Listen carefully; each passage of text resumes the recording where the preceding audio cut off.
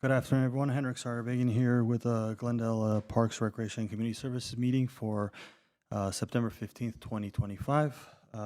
We begin with roll call. Yes, Commissioners Alcazar, Here. Amirian, Here. Arkelian, Here. Rosomian. Ex officio Commissioners Barati is absent, Weimer, Here. and President Sarbagan. Here.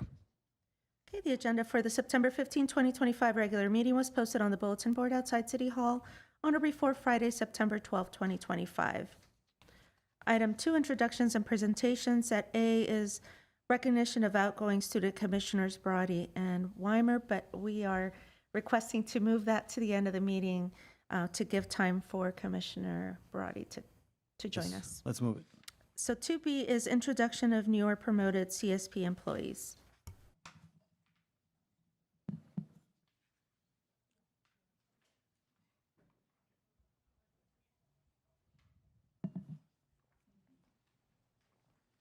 Good afternoon, President Sarbagan, members of the Commission. My name is Siva Garabedian, Community Services Manager, overseeing part of our recreation section.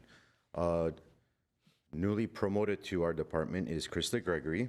Krista joined the Parks Department in July of 2024.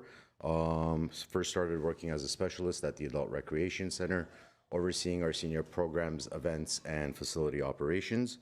She comes to us with 10 years of experience from Jacksonville, Florida. She has a degree in recreation from Edward Waters University.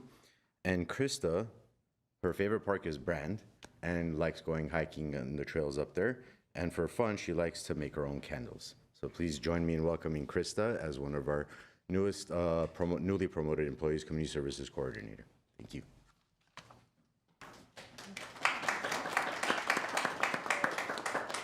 Should we put her on the spot, Krista? Would you like to? Hello, everyone. I miss what you like to do for fun. I like to hike and I like to make candles. Yeah. So the park's gonna smell really nice. Pacific. Well, welcome to the city of Glendale. We appreciate you. Seems like you have a lot of energy, which is wonderful. I do. I have a lot. I get stage fright. Nice. Well, welcome. Thank you.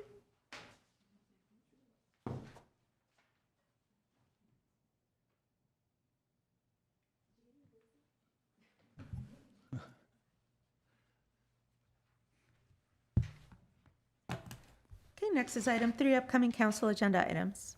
Good afternoon, President Sardar Begin, members of the commission. Next month, we have one item coming to council. It's a joint, actually, we have a joint agenda item with Council and Housing Authority. It's on September 30th, reprogramming of community development, block grant, CDBG, city and community CIP projects, project funds for program year 2019, 2021, 2023, and 2024. That's just one item for this coming month. Okay, next item. Item 4, commission staff comments. Any comments? I have No, some comments. Please. No, I was just going to fess up. Chris sent me on a scavenger hunt, and I did not do that. I was going to go take pictures of all the art, but I will do that. And then there's other parks that probably could use it too, but I'll come back next month. I thought about it. I didn't get a chance to go out there.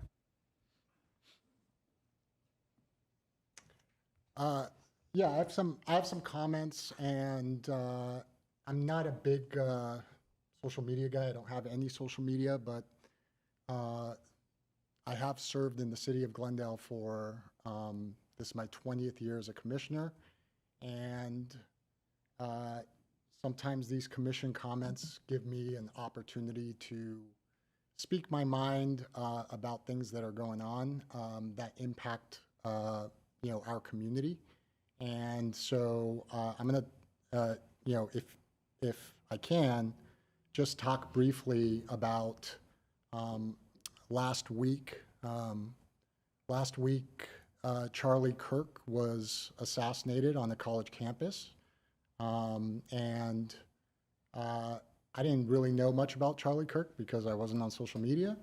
But I do know that Generally speaking, he was somebody that went onto college campuses to engage in debate and dialogue, and that as a result of that, he was assassinated. And I wrote down some thoughts, and I'm gonna, I'm just gonna go through them. I think the assassination of Charlie Kirk represents an attack not just on an individual, but on the fundamental principles that sustain our democracy. In a free society, the exchange of ideas, even ideas we find deeply challenging or offensive, depends entirely on our collective commitment to nonviolence and civil discourse. The strength of our democratic institution rests on a simple but profound principle. We must be willing to expose ourselves to intellectual and emotional discomfort in service of truth and understanding. When we encounter viewpoints that challenge our deeply held beliefs, our obligation is not to silence the speaker, but to examine our own reactions, assume maximal good faith, and engage thoughtfully with ideas that make us uncomfortable. We must also acknowledge how we arrived at this dangerous moment. The practice of demonizing and dehumanizing political opponents, labeling them as fascists or Nazis or evil, simply because they have different positions, has created a toxic environment that inevitably leads to violence. When we strip away someone's humanity through inflammatory rhetoric, we make violence against them not only acceptable, but righteous. This dangerous escalation transforms political disagreement into moral warfare, where opposing ideas are treated as existential threats that must be eliminated rather than debated. This does not mean that we must accept all ideas as equally valid, nor does it require us to remain silent in the face of genuinely harmful rhetoric. But it does mean that our response must be through speech, not violence, through better arguments, not bullets. We can vigorously oppose ideas without destroying the humanity of those who hold them. We can extend empathy for another person's experiences and feelings, while still firmly rejecting their conclusions or policy positions. Compassion for the person and disagreement with their ideas are not mutually exclusive. Those who celebrate political violence, regardless of their stated motivations, have abandoned the social contract that make democratic society possible. As community leaders, and I'm including all of us, not just those up here on the dais, but everybody who's hearing my voice. As community leaders, we must make clear that such individuals have no place in civilized political discourse, in any political party, or in the institutions we serve. The test of our democracy is not whether we can protect speech we agree with, it's whether we can protect the right to speak for those whose ideas challenge us most. When we fail that test, we all lose. My prayers are with Charlie Kirk and his family, and I hope this is a wake-up call for everybody that this is not the right way forward. Thanks. Anybody else? I just had a question. Thank you. That was, it's important. We should have a society where we have free speech and could use language that's respectful and not dehumanizing. Was that something you composed? Yes. Okay, that's good. Thank you. I'm not disagreeing. I was just impressed. And it's good to remind everybody that we live in a free country where I think most all of us here are standing here are immigrants. I don't see anyone who's Civil War descendants in the room. Maybe Chris, you are. Are you a Civil War descendant? You might be. I thought so. That's good. No, thank you. And my husband and I were talking about how some of the rhetoric we're hearing is a potential for civil war when you can have public discourse and a place to give safe opinion, dehumanized and considered a cause for violence. And if you read books from the 20s, 30s, or back at the time of the Civil War, some of that undertow is existing today with masked officers with some of the rhetoric that's coming out from higher office, limiting our ability to say what we speak. And I'm off social media now because of that fear. But you're right, we're all humans, and once we share a meal together and break bread together, we realize we have a lot more in common than not. And thank you for sharing that. That was actually very well written. I have nothing. Next on the agenda is item 5, oral communications. We don't have any calls or cards. Item 6, consent items. At A is approval of the minutes of the commission regular meeting held on June 16, 2025.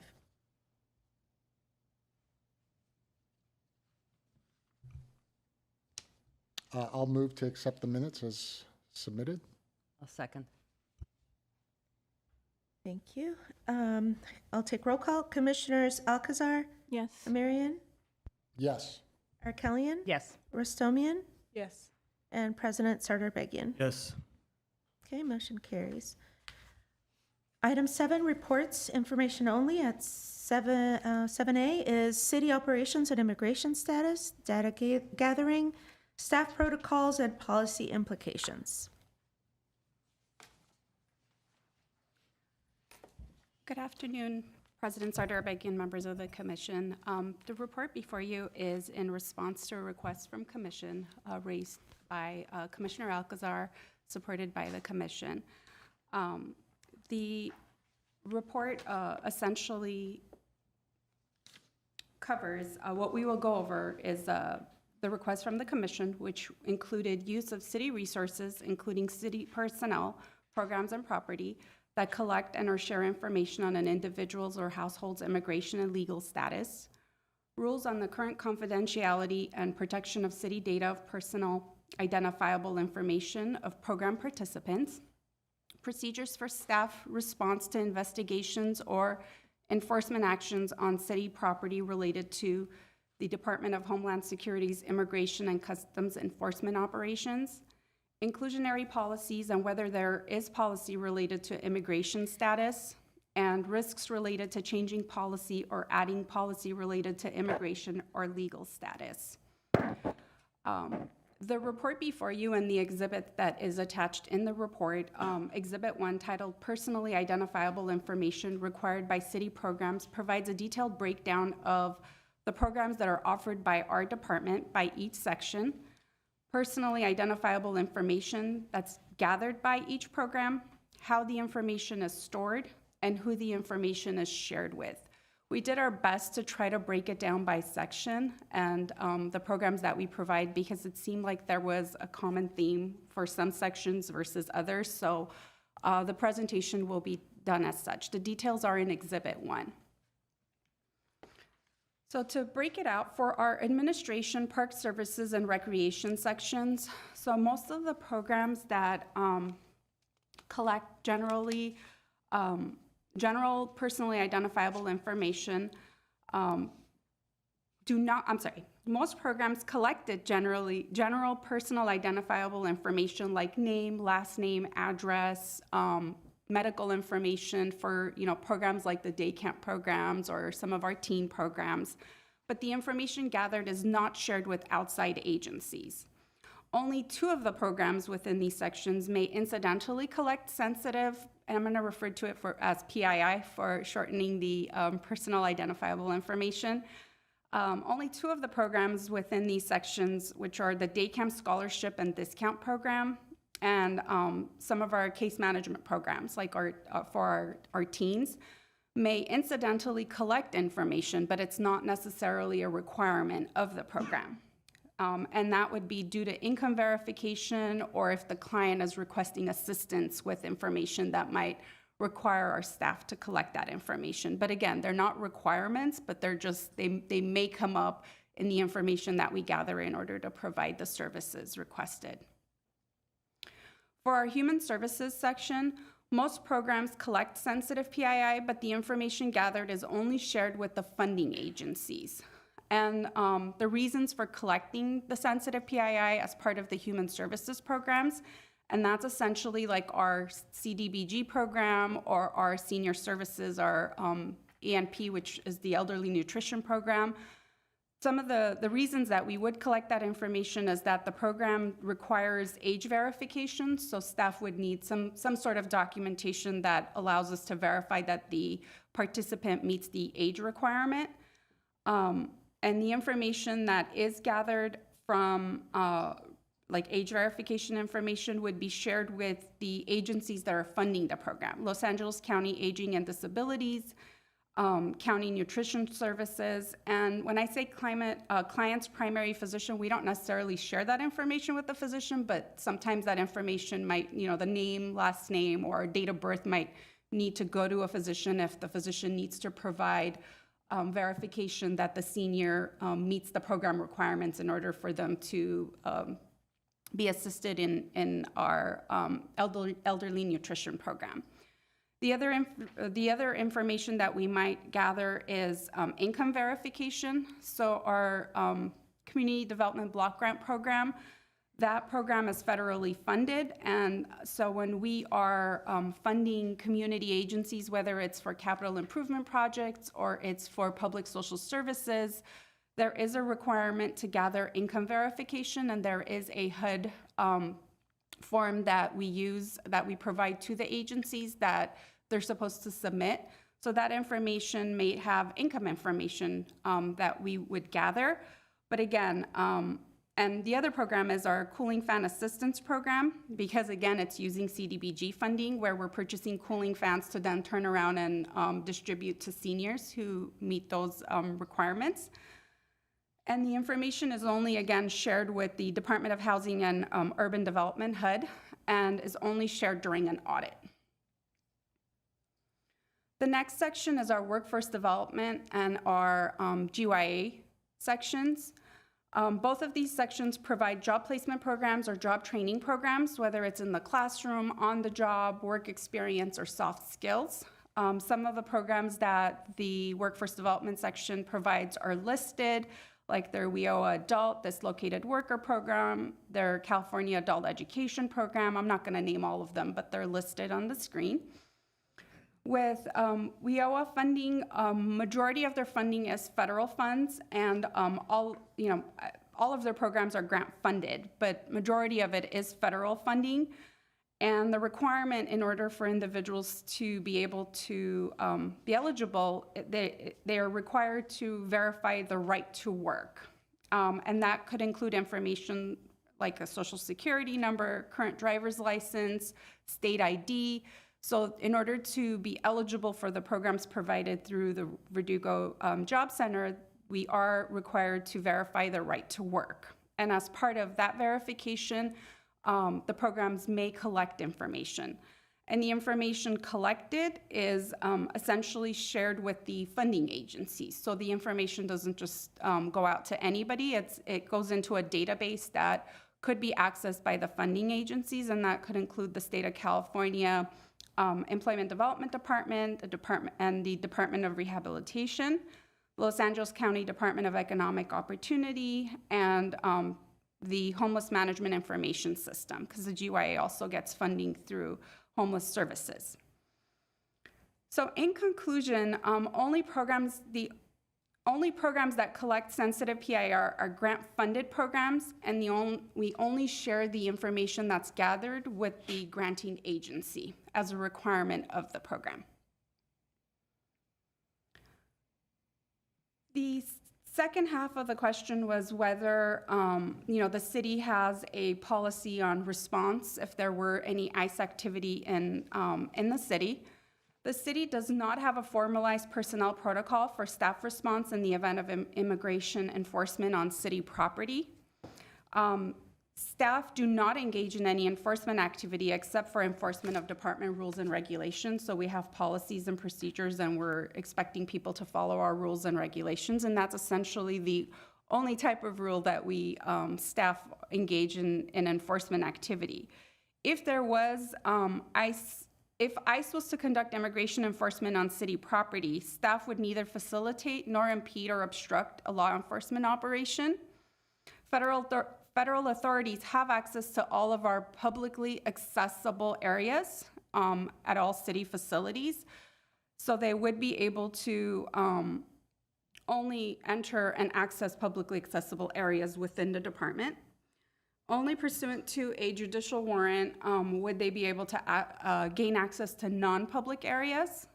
And if that were to happen, and if we were to have ICE agents at any of our facilities, we would essentially, staff is directed to contact management, and we would notify ONIG, and through management, we would contact our police department and our city attorney's office to gain direction on what those next steps are.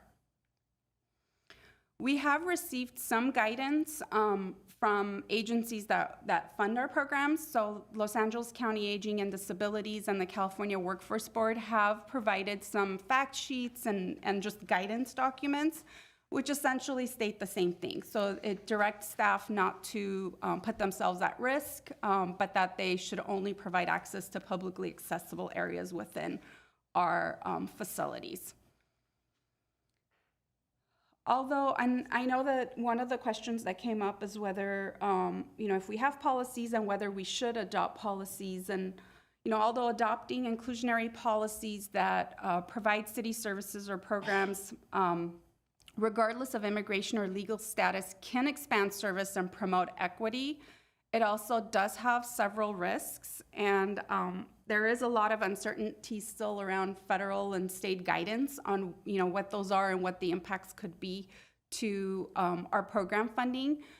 So, there's legal risk, there's financial risk, there's political risk. And so staff does not recommend at this time to adopt specific policies or policies specific to immigration or legal status. So that would be staff's recommendation, just evaluating and looking at what we know today.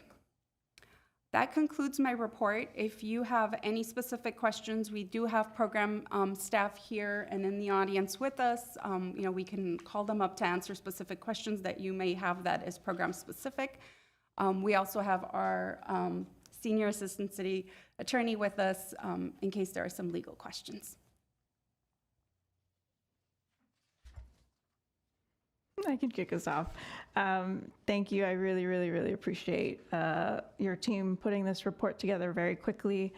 I think, maybe things have calmed down in our area a little bit since the summertime, but I think we all understand that this is continuing to happen. And so, again, appreciate that this was packaged so quickly.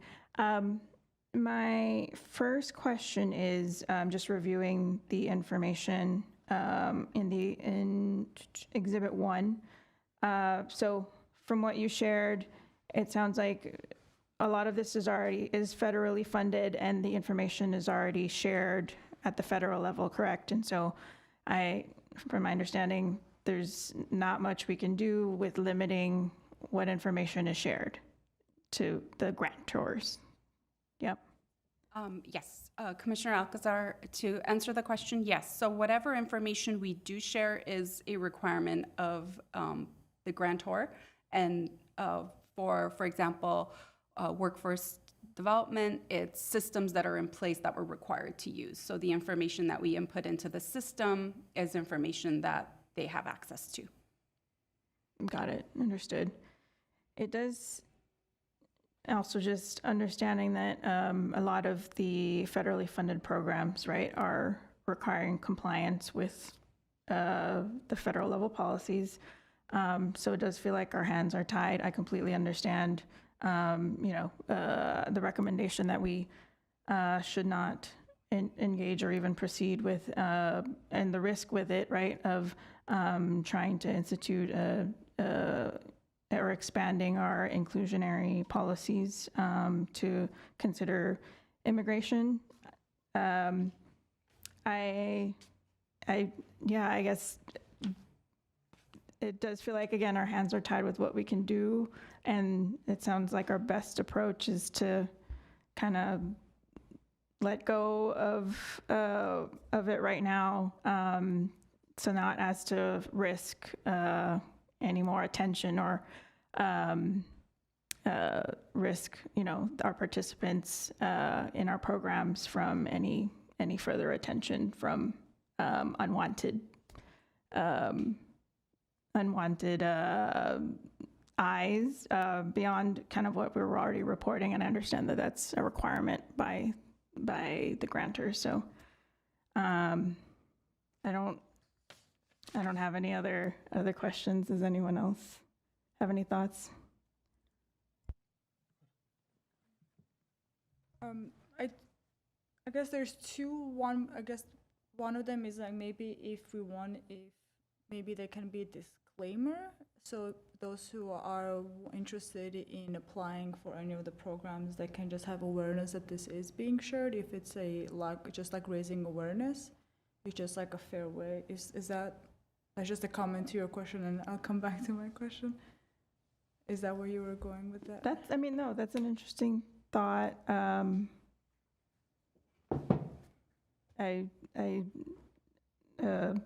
Push it to the administrative team to consider whether that's something that would be helpful. Sure. President Sardar-Begin, Commissioner Rostamian, I think when we do collect information, it is forms that they're filling out to provide the information. So essentially, they are aware that they're providing information that is being used as part of the program. And because they're on forms, sometimes they're like federal forms that are provided, so we can't necessarily modify the forms to add language to it.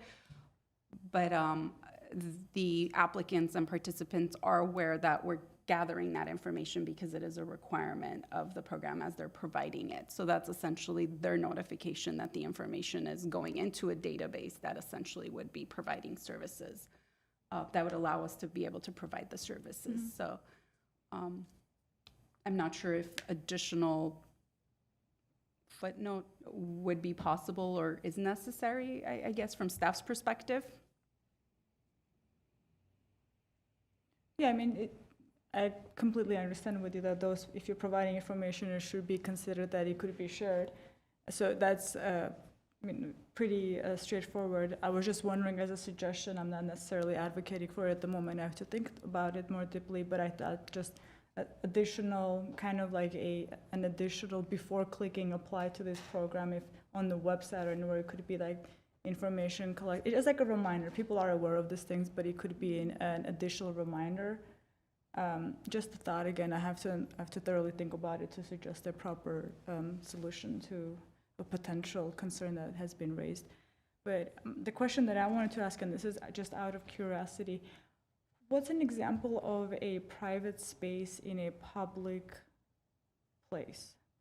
Because for example, like this building is a public. So for example, in this building, what would be an example of a private space?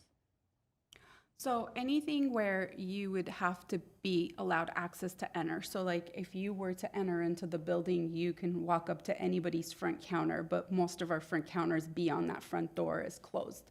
Okay. So anywhere where you can't walk in on your own, that would essentially require for someone to let you be on that point. So for example, at Pacific Community Center, if we're looking at a community center, you can walk in, you can go into the gym, right? You'd most probably be stopped at the front counter to check for an activity card or to be asked where you're going. But let's say if, I know Savak is walking up as that's his home to be able to answer, but you wouldn't be able to access the staff area. So you wouldn't be able to go back into the staff area beyond that front public counter. And Savak can speak to his facility a bit more, so I could always turn it over to him. Thank you. Sure, President Sardar-Begin, Commissioner Rostamian. So Pacific is one example, right? So you walk up to the lobby and there's a library which is free and open to the public to access. And then you've got the community center's front desk area, right? Front desk area is where we're checking in people for whatever activities they're gonna do. So let's say they're gonna go walk down the hall into the rec room. That's still free and open and accessible to the public. But the second that individual starts going up the stairs to the second floor levels where we have our meeting rooms, that's now considered a private area where the only way to access it is because you have a facility reservation, right? That's where our childcare programs are. So If you're trying to access that and you're not a part of the program, you don't have a facility reservation, we will ask you to please come back and walk away, or ask you why it is that you're going to that space. Through Pacific's lobby, you could go out the double doors on the opposite side of the entrance and enter the courtyard where the oldest oak tree in Glendale is. That's a part of Edison Elementary School during the day. So we will restrict access to prevent anybody from accessing their campus and jeopardize campus security. So these are considered private spaces, otherwise not accessible. Same concept will go for this room, for example. While I could walk all the way up to the podium, beyond the podium is technically off limits for a general member of the public, right? Including the room just behind you. That area is accessible only with permission or when permission is granted. Okay, thank you. Thanks for the elaboration.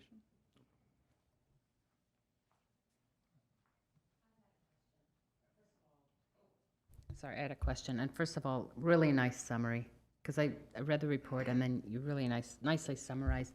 I think it was in slide 7, there was reference around getting social security information and et cetera, et cetera. That's okay. But I guess what I was curious about, don't that workforce says requires right to work verification.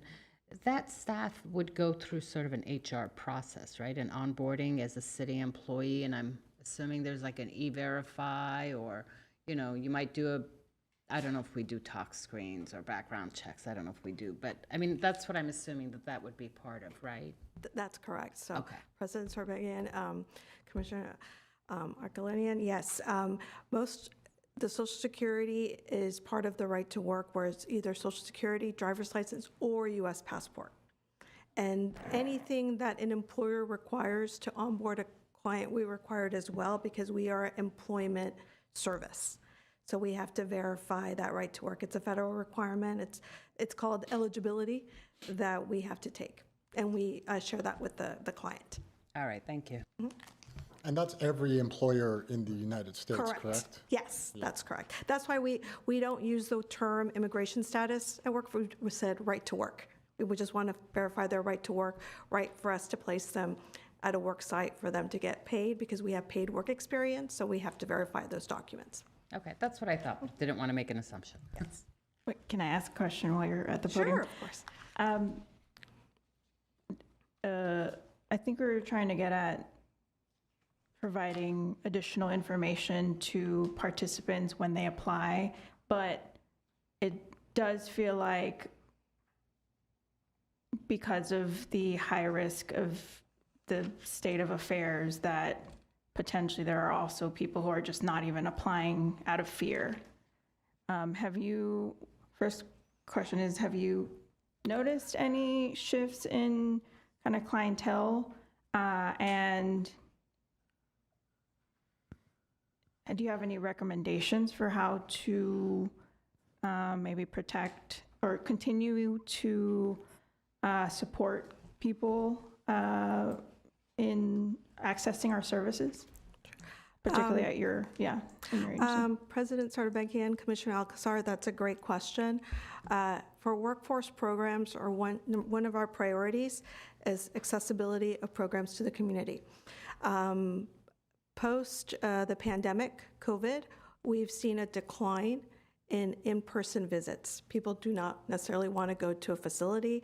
They want to access services either virtual or through different locations. And what I mean by different locations is that they might want to access services through the library, through a community center, through an adult school.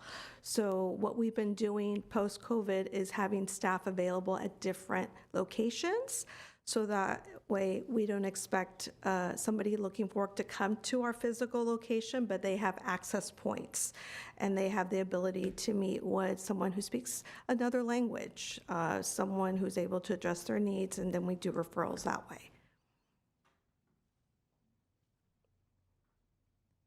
Yes, but I would say that overall, when we do encounter somebody who does not have right to work documents and we share with them, that's our requirement for federal programs, we try to see what other resources we can provide that is not necessarily employment related, because usually those individuals might have a housing need, they might have a food insecurity need, they might have a clothing need, they might have other needs that our partners can address, that we can assist. So I just wanted to assure you, we don't just turn away that customer. I have a follow-up question about that. So I just want to understand that very explicitly. Someone comes in, they do not have the required documentation in terms of the right to work verification, okay? Nothing else is stated.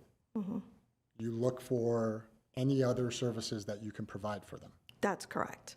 That we are aware don't have that type of eligibility requirements. And that's always, I know somebody mentioned the word disclaimer. You know, when we provide resources, we try to do a warm handoff. We have great relationships with our partners. We don't just hand out a flyer. We actually call. We have our welcome counter in the front with phones. We actually call the different resources to see if they still offer them. And based on that, we make what we call a referral. What happens in the hypothetical situation that someone comes up, they don't have the right to work verification, and you tell them, I'm sorry, you don't have a social security card or a current driver's license or a state ID, and they say, that's because I'm here illegally. What is the response then at that point? That response, and that happens, I won't say that frequently, but that response is our programs have specific requirements. Because of the requirements, we're not able to offer you employment-specific services. Is that the only service you're looking for? That's usually a response because, again, employment services require the right to work. It's not our requirement, it's the federal guidelines. We are primarily federally funded. Over 60% of our funding comes from the federal grants. So we have other grants that don't require right to work. We'll look to see if any services are available that we can offer them as well.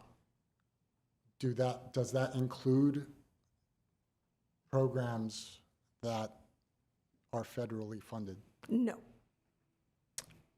Our federal funded programs related to employment all require right to work documents. What about other programs that are not related to employment? That we're aware of, that we do have a grant that is state funded called CAPE, California Education. That program primarily provides adult education services in terms of classes offered, ESL, English as a second language, vocational training. Those programs usually don't have right to work requirements, and we have those brochures and information on those classes available as well. So I think anybody coming to our center, the first thing that we do is an assessment. What is the immediate need of this customer? Is it housing? Is it food? Is it employment? What is their situation? What can we assist with immediately? If they let us know they have no right to work documents, then we know that they will likely not qualify for our federal programs. But if they're looking for basic assistance to help with their English, for example, then we can provide them guidance on where to best go for that. If they're looking for housing or food, we have those resources that we can provide, but knowing that they will likely not qualify for our federal programs.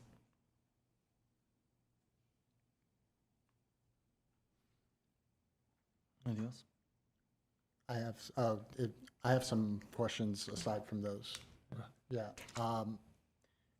Just a couple of things. So first off,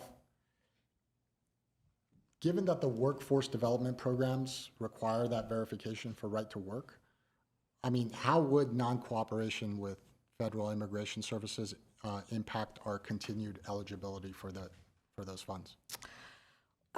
We are, like you mentioned, federally funded. The state of California Employment Development Department oversees our federal funds. And as such, we have to input all the data in a state database called California Jobs, CalJobs, which is really known across the state. It's used for our grants, it's used for the general public. So information housed in CalJobs is stored with the state of California. With that being said, access to that information as it relates to access to data, to immigration is sliced slowly with the state of California.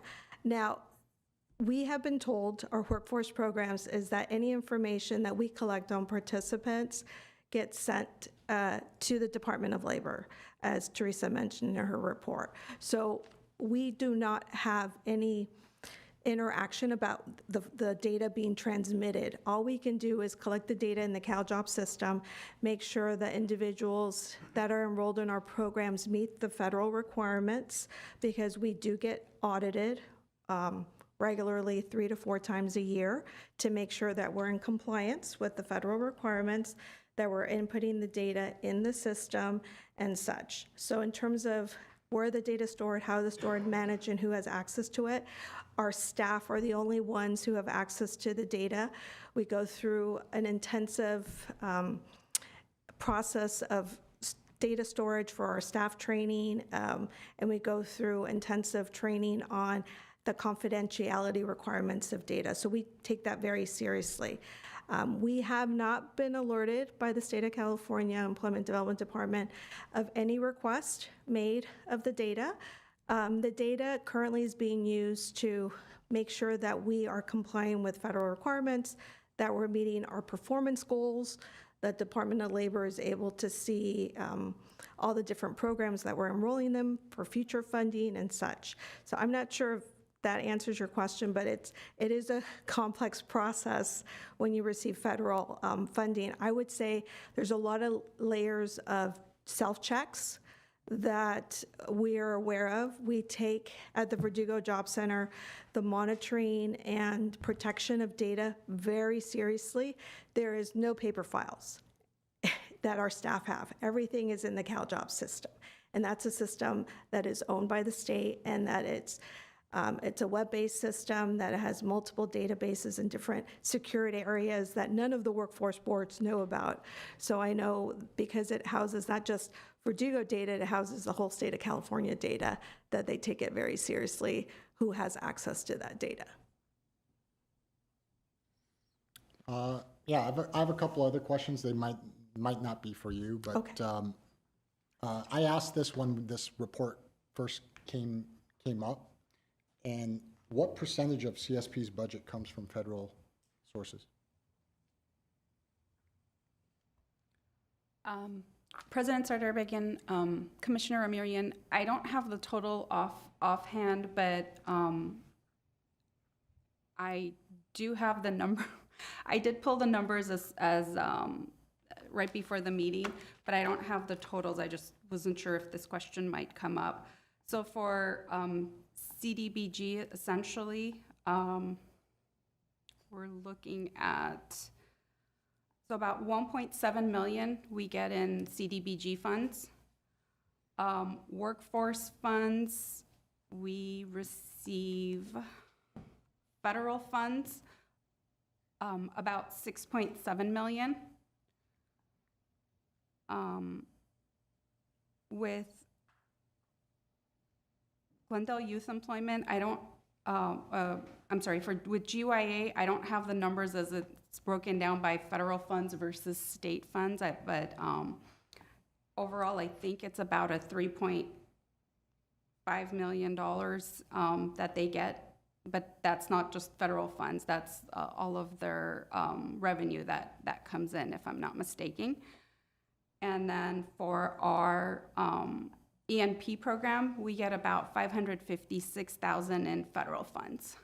So that's kind of the breakdown with the federal funds that we get. I don't know if, Karina, I'm not to put you on the spot, I'm not sure if you know how much of your budget is federal versus other sources, but do you have that? Good afternoon.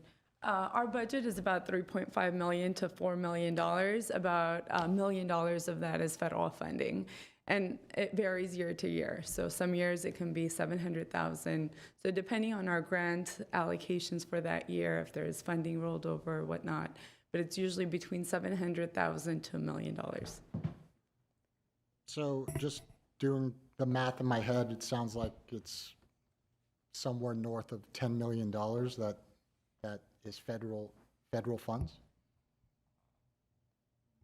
Just about. And then that doesn't include the federal funds that housing, the Community Development Department also receives. Now they oversee homeless services, and I know homeless services was getting about 3 to 4 million in HUD dollars. And I believe their Section 8 is, I believe, over 25, 30 million a year. Has the city council,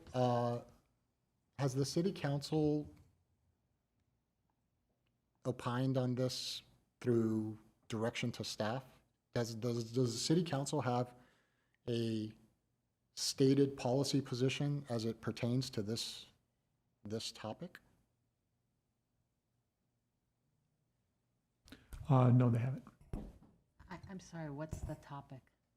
Like federal funding or immigrate? I don't know what's The topic that we're discussing, the report was requested by Commissioner Alcazar. I know, I understand the confusion because there's been some dancing around the subject, which is City of Glendale employees refusing to cooperate with ICE agents who come in trying to enforce federal law. That's the topic. So has the city council, do they have a policy position on that? No, not that I know of. And I also understand, just to give a couple comments, I understand why there's dancing around this subject, because the impact, the risk to the city is extremely high. The risk to the city of losing tens of millions of dollars of federal funding because of this idea that it's incumbent upon, staff to resist, the federal government, is extremely risky to the city. There has to be thought given to what the impact on the citizens of Glendale would be if the city of Glendale lost tens of millions of dollars of federal funding. And I just, like, looking through this report, there are other things that, draw my attention. Like, there's language, there was a California state law that was mentioned regarding voluntary consent, that the employees are forbidden to give quote-unquote voluntary consent to federal immigration officers. And I'm not really sure how that comports with the Supremacy Clause. That there's some big questions involved. And so I read through some of the California documents, and the California documents, the guidelines seem to spend a lot of time telling employees how to resist, how to create an environment where, if federal enforcement officials show up, that they do what they can, to impede or not cooperate. And that in and of itself is dangerous, because, and I don't envy the position that you're in, because you're getting one dictate from the state of California and you're getting one dictate from the federal government, and they're at odds with each other. I believe that they are at odds with each other.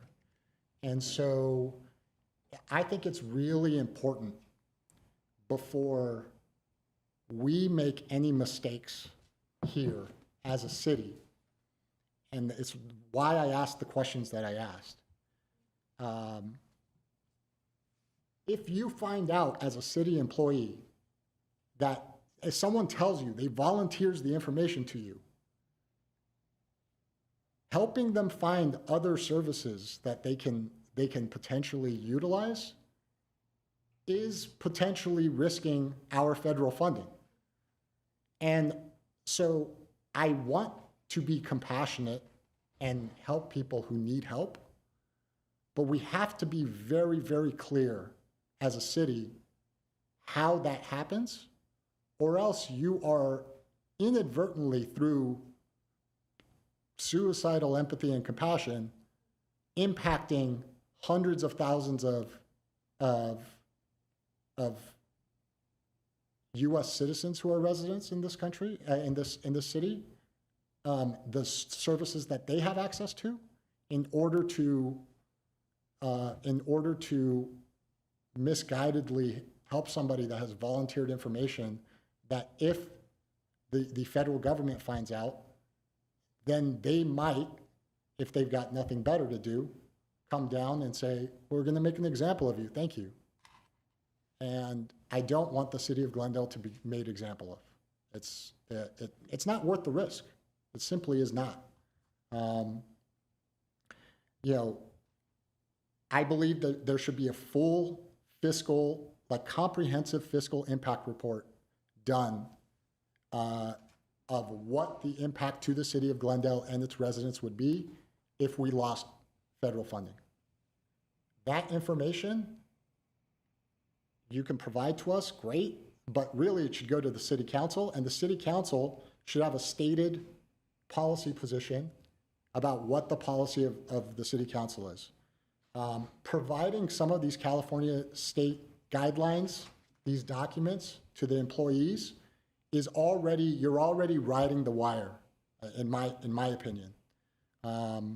It's definitely a mixed message to employees because, when I show up and I know people in the city and let's say I go down to the clerk's office, there's the counter, and then I'm invited, back by somebody and we have a conversation and we chat, okay? Okay, they voluntarily consented to me coming into a private place that's not publicly accessible. So if you do that, and then you have federal enforcement, federal officials that show up, and you choose at that point then to enforce the idea of employees not being allowed to give their voluntary consent to them, then you've already created a differentiation in terms of when you hand out voluntary consent and when you don't. And so I'm not saying this so that, my friends stop inviting me back to chat for a few minutes in various offices. I'm saying that there are consequences, usually unforeseen consequences, to our not fully thought out behaviors that can impact the citizens of this city substantially. And so I really do believe this is a city council issue. I appreciate the report.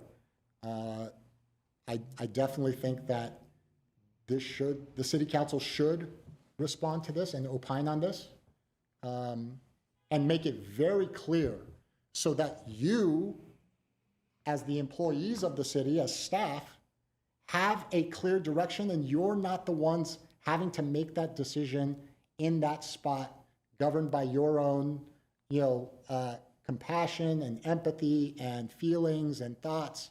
If the guidelines are clear and they are consistent and they don't risk losing federal funding, then you'll be able to act in a way that where no mistakes are made that are going to cost millions of dollars and really important services to people in the city who need them. Thanks.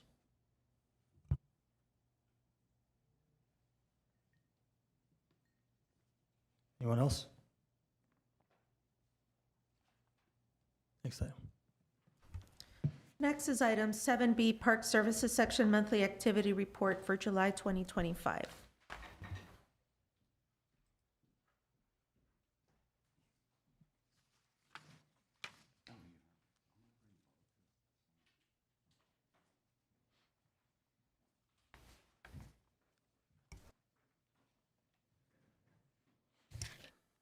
Good afternoon, President Sarabagi, members of commission. For the Park Services Activity Report for the month of July, we had 244 work orders for non-routine repair and preventative maintenance tasks, with the groundskeepers doing 153, pesticide applicators 19, irrigation repair crew 72, for a total of 1,146 hours.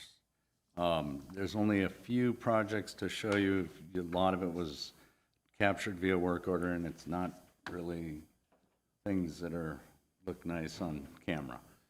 So I'll just go to the first at Doran Gardens Mini Park, which is a very, very highly used park. We're trying to sort of expand the usability for foot traffic there. That gets an awful lot of foot traffic. So the guys went and did decomposed granite similar to what you had seen last month for the Glendale Heritage Gardens. It's better for, there are a lot of cars parked here, and so it's better for foot traffic and people getting in and out of their cars. That's the guys leveling the decomposed granite and compacting it so it's secure for when they're walking on it. They also added the turf, the grass, which you can see on the right behind the caution tape, which had previously been shrubs. It's great for people who are walking their dogs or just walking along there. So they've added sort of more usability to the park. They did a really nice job. Then we did quite a bit of ball field renovations. The ball field infields were closed for this month. And so there was reseeding and aeration and just sort of prepping for the upcoming season at the list of parks you see there.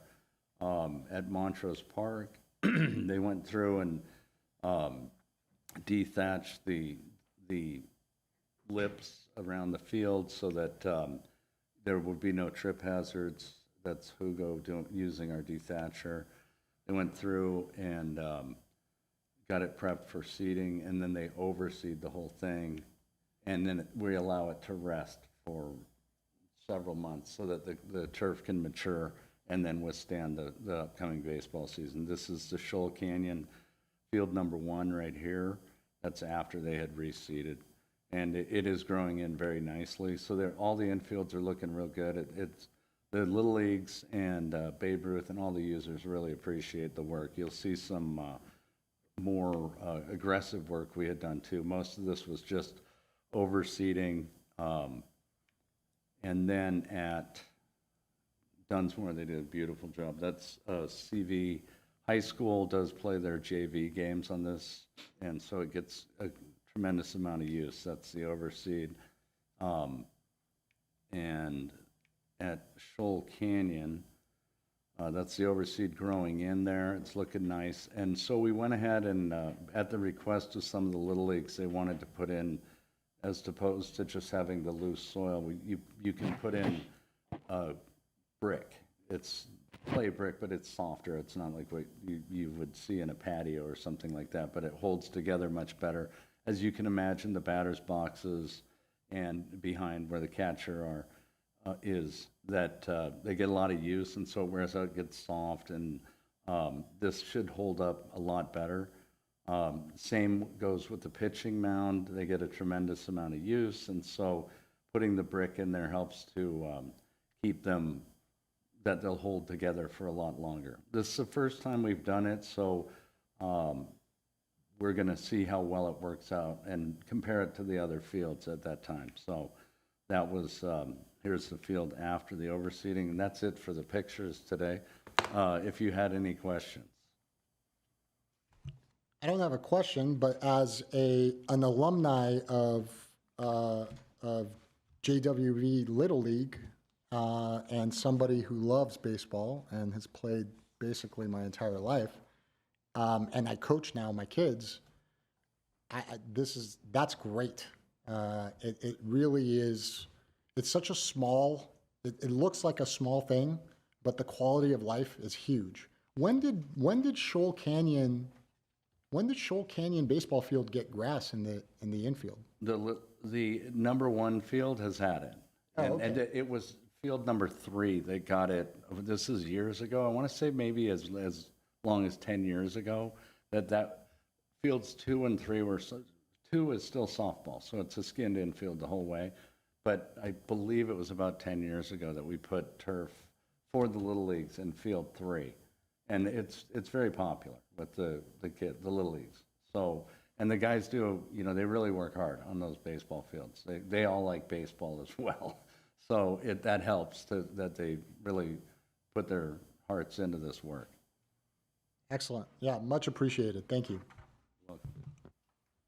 I did have a question, and that's because the conversation of the artificial turf installation versus real grass happened now a few months ago, maybe a year years ago. right? 3 years ago? It was June of 2022 when we my brought gosh. the life cycle analysis. Time flew. Yesterday. Right. Because it's ingrained in my head, that conversation. But I actually wanted to ask, because the fields look great, some of the challenges of the real grass that we heard, right, were the sort of difficulty with maintaining leveling of the grass and keeping the grass green, of course, especially with the sun and temperature getting higher. Are you seeing any challenges now with the reseeding? I just want to, it's sort of like a progress check-in. Is it still a challenge? Is it? With the reseeding? Yeah. No, I mean, when we get the reseeding of the natural grass we do it annually. So yeah, of course we do get wear, but you can tell in baseball versus soccer. Well, most organized sports, you'll have wear patterns, and so there's not much we can do with it about wear patterns like in front of the pitcher's mound where you get the pitcher going back and forth. Not a lot you can do about that unless you were to sod it like on a monthly or weekly basis, and that gets difficult. So they're pretty happy with it, and then with the annual overseeding that we do, it keeps the field pretty nice as long as we give it the grow-in period that it really needs, and the guys do the prep work right, which they do, so that it grows in. You're able to get deeper roots. And it will, maintain the irrigation, and it will hold up. So yeah, it works out really, really well. That's great. Thank you. That's for the baseball fields, the Little League fields. But for the soccer, like for example at Pacific, when Pacific was natural turf, every July we would reseed it, close it for 8 weeks, 9 weeks, and then by September it'll be nice and green, and then in 4 weeks it'll be dirt again because of all the soccer. Soccer is very, very. It's something that 24 years ago when I had started, we were, the wear patterns from soccer were not as extreme as they are now, but, everybody throughout the country turf managers throughout the country were going through it. Shift your fields, but we don't have 100 acres to move fields around like rotational grazing or anything like that. But, so we don't have a lot of ability to do that. They looked at doing just soil field, like dirt fields, and can you do that? But wear with soccer is really intense on turf, and it's difficult to do without resodding the fields frequently. Yeah. Different sport. No, thank you for that. Next item. Next is 7C, Recreation and Community Services Section Monthly Activity Report for August 2025.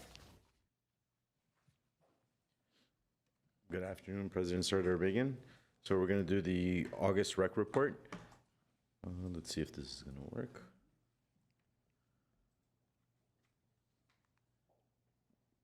Cool.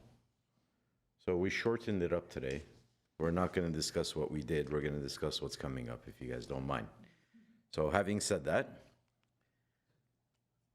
let's get back to it. All right. So it's starting tomorrow, we've got some activities lined up. Tomorrow at the Adult Recreation Center, we've got free flu shots for seniors 60 and older from 9 to 11 a.m. They must call ahead and reserve an RSVP that they're attending. That way we could give the sponsor, Regal Lakeside Medical Group, an accurate count of how many shots we need for tomorrow. Then we've got Teen Night Out continuing on this Friday at Pacific Community Center. Can I ask Sure. a question, or? Sure. can I ask a Yeah, question? absolutely. Who pays for the flu shots? So we look for sponsors. So this Oh, year, so those are the sponsors. Regal Sorry, Lakeside, yeah, Regal Lakeside is one care provider. Okay, so it's the care And providers they're the ones themselves. sponsoring and paying for the flu shot vaccines that they're getting. I know that flu shots are now with a cost, which is why a lot of vendors, including the county, are now requiring some sort of a fee. So some agencies that typically provide the flu shots are having difficulty finding them in abundance. But for this one, for the seniors, we were fortunate enough that Regal Lakeside is paying for the shots and the vaccination and It'll be free administrating of those. charge. for the It's seniors. totally free of charge to the seniors. That is absolutely wonderful. So like I said, tea night out. And then we've got Parents Night Out at Spar Heights Community Center this Friday night. Spar Heights Parents Night Out is an opportunity for parents to go enjoy the night as themselves. And we will take care of the kids for $20. 6 hours, $20. You can do whatever you want. Just pick them up by midnight is all we ask. While they're with us, we'll feed them, they'll watch a movie, do some arts and crafts, and do some group games. They're welcome to bring their pajamas, a jacket, a blanket, and they usually kind of crash out towards the end of the night, especially if you're picking up closer to midnight. But Parents Night Out is a really fun way for the kids to enjoy some time with their friends while the parents get to be adults. Then we've got Saturday, September 20th, and Wilderness Workday at Duke-Majan Wilderness Park from 8 a.m. to 11 a.m. And then Pacific Community Center will be hosting a giant rummage sale. This is an annual event organized by the National Charity League and the Glendale chapter. And they will coordinate everything from beginning to end in accumulating the donations, setting up, pricing the donations, and making it available to the general public. Proceeds from the event support the local philanthropies and nonprofits that they sponsor throughout the year. We've got Maple Inclusive Play Day also taking place on September 20th from 11 to 1 at Maple Park Community Center. Nature's Calling and Wonder the Wilderness Bus is ready to answer that call. We've got Wonder the Wilderness Bus taking place on Saturdays or Sundays, either at Maple or Pacific Community Center. That's where the bus will pick you up, take you to Duke-Majan Park, where you'll enjoy the morning doing some activities, and then the bus will bring you back. And each day the bus is running, it will do 2 trips. So you've got 2 pickup times and 2 drop-off times, depending on the location you are taking the bus from. We also have a Bartitsu demonstration at Shosei and Whispering Pine Tea House. This is made famous by recent Sherlock Holmes movies. It's a English form of martial arts that combines jujitsu and other self-defense structures. So if anybody's watched the most recent Sherlock Holmes movies and the way Mr. Holmes fights, that's a demonstration of Bartitsu.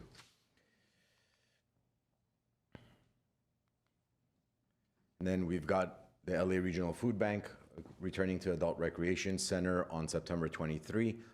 We're averaging about 100 and 130 food kits every single month. They are coming to ARC. It'll be from 1 p.m. to 2:30 p.m. Participants need to register ahead of time if they can, but we will do on-site registration as well and then provide the free the food kits. Also at ARC on September 26th, we have an introduction to assisted living and a new chapter in senior care as our baby boomer generation is getting into their retirement years, as they're now considering some sort of care if they don't have friends or family they could rely on. This will help answer some of those questions should the time come and they need to look into this more.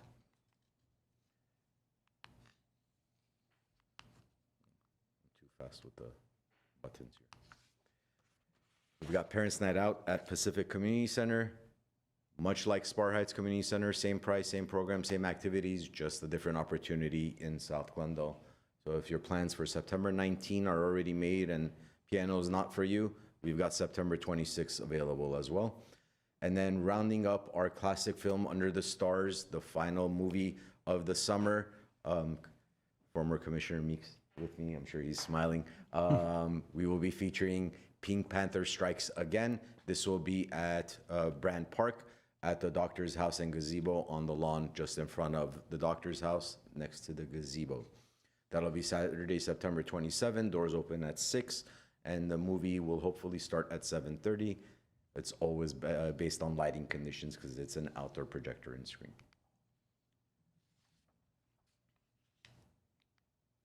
Come on. We have a full moon night hike scheduled for Saturday, October 4 at Duke-Magian Wilderness Park from 6:30 to 8:30 p.m. This event will sell out, so if anybody is interested, please RSVP ahead of time because these nighttime activities at Duke-Magian are absolutely 100% great and popular. So RSVP ahead if you're interested. You could do it. There we go. We've got Riverwalk Workday on October 11 at Glendale Narrows Riverwalk, and then we've got the free Go community program taking place on October 11 as well at Duke-Magian Wilderness Park, and this program also has the bus service from Pacific Community Center on that day. So somebody's interested in going, they don't know where Duke is, or they just feel comfortable just dropping off and taking the bus at Pacific, you're more than welcome to do so. The bus will take you to Duke and bring you back. So this is the community program. And then October 11, mark your calendars. While the official invite is being generated, you've got Fremont Park grand reopening ceremony taking place. Social begins at 10:30, 11 o'clock is when the program begins, and we'll bring you more later. But Fremont Park's almost open, and we're really excited. October 11 is definitely someday that the date you need to pencil in your calendars and make yourselves available. We hope that all of our commissioners are there.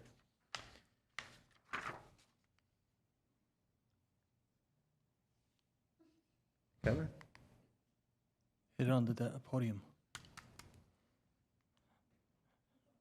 There we go. Also, save the date for GYA's 32nd luncheon and award ceremony taking place on Wednesday, October 15 at Vertigo event venue. And then October 17, we've got One Glendale's Friday Night Lights championship evening for their flag football season. It started a couple of weeks ago, and here we are already talking about its ending in a couple of weeks. We would like all of our commissioners to be present for that one as well. It's a really fun event. We've got 4 schools facing off at first during the consolation game, followed by the championship game. It's really fun. Commissioners get involved. You get to shake hands with the kids, award the trophy and medals, and see everybody's reaction. It's not so fun when the losing team shows up, but it's a great event. And that takes us all the way until our next commission meeting. All of this information could be found online on our website, glendaleca.gov/CSP calendar. If you have any questions, I'd be more than happy to answer. No questions, but I'm upset that you stole my thunder in introducing Stephen Meeks, our wonderful community member, a former commissioner. I didn't say hi to him, so I felt bad. I walked by him a couple of times, but that event is his one of the events that we coordinate with him. So I thought he needed a shout out for sure. That's all I have. Thank you. And I think before we close the meeting, we have 2A, the recognition of outgoing student commissioners Barati and Weimer, right? Yes, that's correct. Item 2A. Okay, so unfortunately, the day has come that we have to formally say bye to you guys. Commissioner Alcazar and I were, I think, the ones that we were fortunate enough to interview both of you. We thought last meeting was the last one, but we're glad you guys made it to one more. I still remember when you guys left the initial interview process. Her and I looked at each other and were like, wow, how is this possible that 2 high school students are so mature, so understanding, so well polished, and we both have no doubts that not only did we pick the right candidates, but we feel that we picked the best candidates we've ever had in any of the commissions. So with that being said, I know you're starting school. I'm glad you picked the right school in Los Angeles to attend. Best of luck to you. I know that you have aspirations of potentially getting into law, so good luck with that one. After about, plus when you hit 10 plus years of practice, you might change your mind, but good luck with that one. And I think, Kevin, you're still in high school, right? You still have one more year. So make sure you enjoy your senior year because real life starts once you're done with school and you actually, when you know, you could talk to her in a couple of months and ask her what she's going through. But, you know, both of you were very thankful of, you know, everything you guys brought into us. We're very fortunate to have two amazing students such as yourselves be part of this because every meeting you guys brought your own point of view. And I think, you know, the one thing I could recommend to you is keep being involved with the city. There's, you know, and you know, everyone kind of looks at, you know, actors, actresses, athletes as like the real heroes, but they're really not. They're really good at a craft. There's no doubt about it. But heroes are made within, you know, these doors, and you guys are really, really the heroes of, you know, our school system. So make sure you guys go out there, talk to the schools, you know, talk about your experiences, encourage them to apply next year, and kind of follow in your footsteps. Because, you know, as someone that's kind of gone through the entire Glendale School District, myself, you know, I always tell people, I'm like, look, there's no other opportunity that's better than you giving back to the community. So I encourage both of you guys to kind of continue that. And no matter how successful you are, remember, Glendale's always home. So I'll pass it to you, I think. Yeah, no, well said. I don't want to add too much because that was framed very perfectly. I, from my perspective, really sincerely appreciate the perspectives that both of you brought, including, you know, very specific experiences from your communities, from school. It contributed to our conversations and informed our decisions. And I hope that it was a meaningful experience for you both, sort of an intro into public policy and, you know, public engagement. And I hope that you continue, that it was an enjoyable experience and that you continue on that path because, yeah, as was said, you both are amazing and have the, you know, ambition and care about your communities in ways that will definitely help people who need it. So.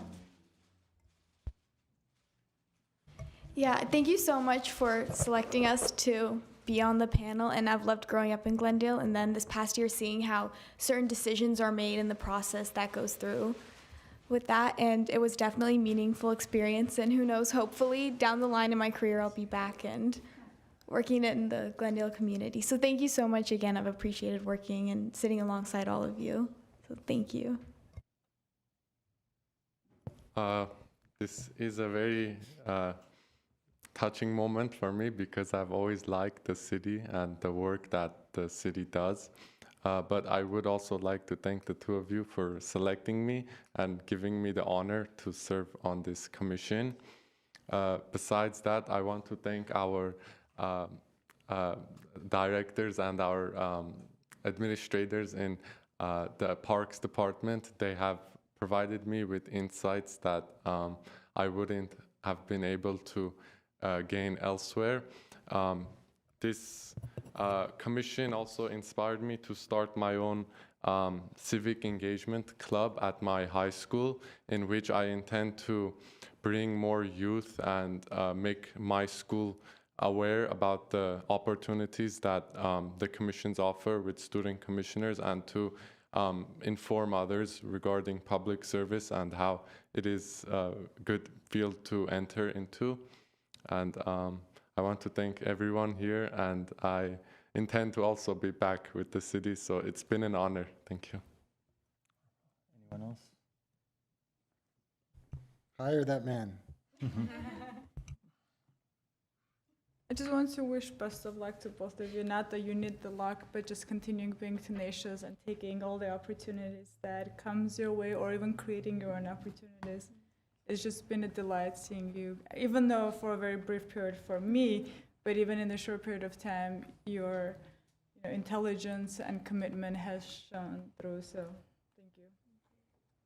Well, I want to chime in too, because You know, this is a really a moment of accolades, and you both have been really impressive, and the fact that you're here to be able to contribute this way is quite meaningful, and the road ahead of you, gosh, I wish I was your age. Man, you've got your whole life ahead of you, and the only advice I would give is, you know, keep an open heart and an open mind, and you might hear things that are discomforting, and might be some black and white. That was sort of a theme today. It was really uncomfortable stuff. But I actually, as we were talking, I wrote down the words Anne Frank. And just, what would it be to be Anne Frank today?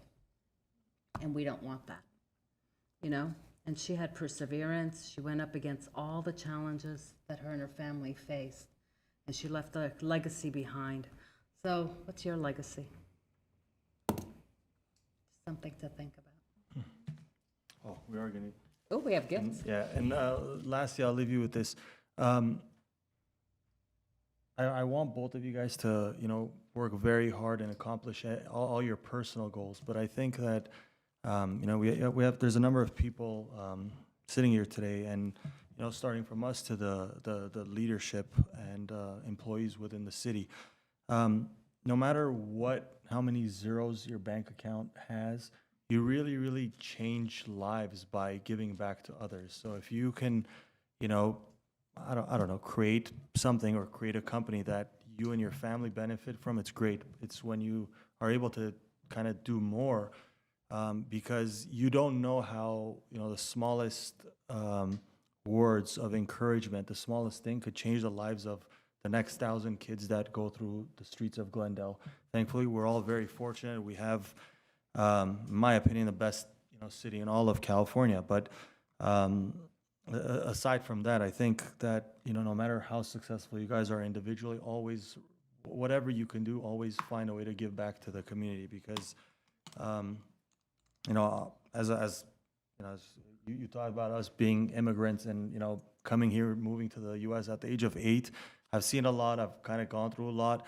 And the moments that really stand out are when I see people that have everything, but they're risking all of that to give back to other people. So no matter how successful you guys are, don't ever forget about the little people, because the little people are the ones that eventually, you know, fill your shoes as well. So, all right.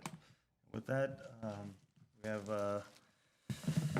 I'll let you read one and I'll read the other, since you were part of it. Which one do you want? I want the Hoover one. Sorry, Kevin.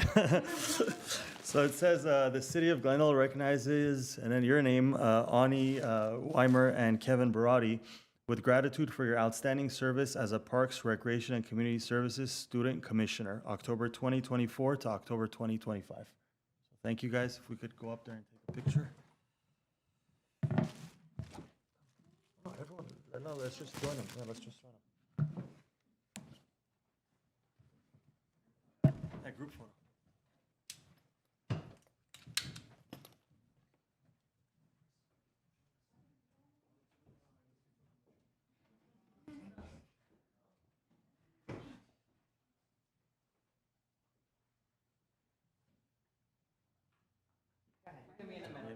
I don't like the attention, but it bounces.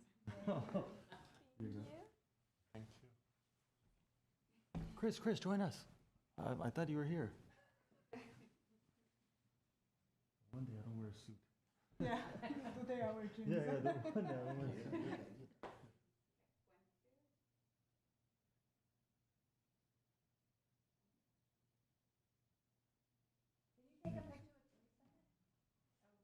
Maggie. I don't have my glasses on, so I don't know who I was looking at.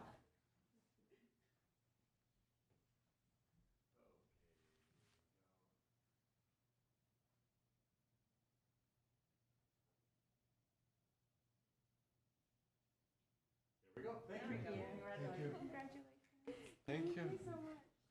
Honestly, been an honor. Thank you so much.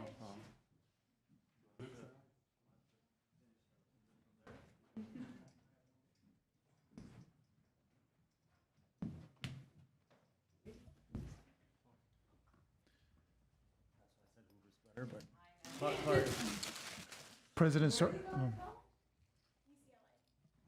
So I said the better LA school. President Sardar, members of the commission, thank you. Congratulations to our youth ex officio. We were very excited to have you on our board the last year. Kevin, you kept us on our toes, gave us a number of projects that we worked on, and we look forward to working with you on a few other projects. I'm very happy that you started the Civic Club. We do visit all the high schools, and we try to recruit high school age kids to work our after-school youth sports program, our summer day camps, and our year-round program. So if you know anyone that's interested in applying, there are a number of positions that are open or will be open for summer of 2026. Same with you, Ani. If you have any, if you're interested next year for the summer, we do have a number of positions that we'll have available for college age, high school and college age students. So feel free to apply. If you have any questions, give us a call. Another item. After 24 years of public service, we have an employee that will be retiring in December, actual December 23rd, Mr. Chris Peplo. He will be retiring. It'll be a tremendous loss to the city of Glendale and, of course, to our Parks Department. He has been a tremendous asset to the Parks Department, as well as a number of associations that he's worked with, one being the Montreal Shopping Park Association, the Adams Hill Neighborhood Association, Glen Oaks Homeowners Association. His can-do attitude, and basically he doesn't know how to say no, especially to me and the community. He doesn't like saying no. The position is going to be pretty tough to fill, but I have received permission and approval to fill the position as soon as possible. Mr. Peplo will be assisting me in that recruitment. His last day is on the 23rd. He wanted to go October 22nd, but he's giving me another 2 months so we can work together to fill his position. His retirement event, I believe, will be on October 22nd, if I'm not mistaken, so we'll send out an invitation. I believe. Or October 15th. I don't know when it's going to, but we will be sending out an invitation to the commissioners to attend. But Chris, thank you for the 24 years of service, and you will be truly missed. Thank you, and I want to thank the commission too. It's been great working with you and Henrik playing basketball, even though I'm terrible, but it's been great getting to know all of you and working with you. I really appreciate you. And for, I guess, for some of the newer commissioners, having Chris part of kind of the Parks team, and with what Onyx said, he really doesn't know how to say no. There's been times where I've called him like pretty late, and I'm like, oh man, I'm messing up all these HR rules by, shooting him a text at like 9:30 p.m. And then within, seconds, he'll respond back with, oh, yeah, we'll take care of that. And I think that, his energy that he brings in every day is part of what causes his team to actually kind of mimic what he's doing. Every call I've ever made to him, and it's one thing just to say, yeah, sure, and then we'll get it done. It's another to, walk into a park 3 days later and see that, small issue already been, completed, small tasks to larger tasks. So I think, Chris, your energy really, really pushed your staff members to kind of try to mimic you and, try to do as good of a job as you've done. So I think that you're one of those leaders that, didn't say go and do it. You said, let's go and do it. And I think that really, really caused your team members to really fight for you day in, day out. So I appreciate everything you've done for everyone, well, whether it's the elderly, whether it's the young kids, and, everyone in the middle too. I really, really hope, good luck, Onik. We're going to hold your feet to the fire eventually if you can't, get someone as good as Chris. But thank you, Chris. I really, really appreciate it. As someone that's been in the city for 37 years now, living in Glendale, you're one of a kind. So thank you for everything.